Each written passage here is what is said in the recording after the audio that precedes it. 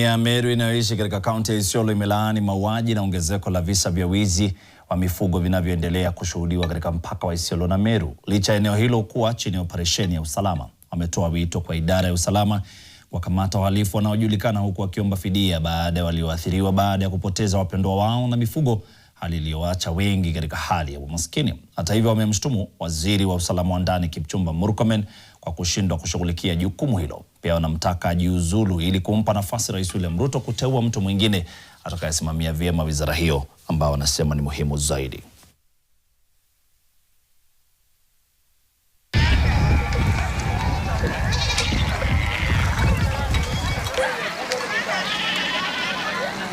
Na hii wisi inaendelea tangu operation iingie, inaendelea kila siku. Na operation tuko nayo Isiolo. Mimi nachangaa hii wakora majambazi wanatoka wapi? Watu wetu wa NPR, vijana wetu wamekufa wengi na bado hakuna usaidizi ambaye tunapata, na pia hata hao vijana wa NPR si ati wako na ujuzi sana ya kufanya hiyo operation kama wale watu ambaye wametrainiwa kufanya hiyo kazi. Kwani wezi wako na nguvu kushinda serikali. Hakuna pahali serikali istahili kuingia. Serikali iko na vifaa vya kutosha. Tunataka rais mwenyewe aweze kuongea.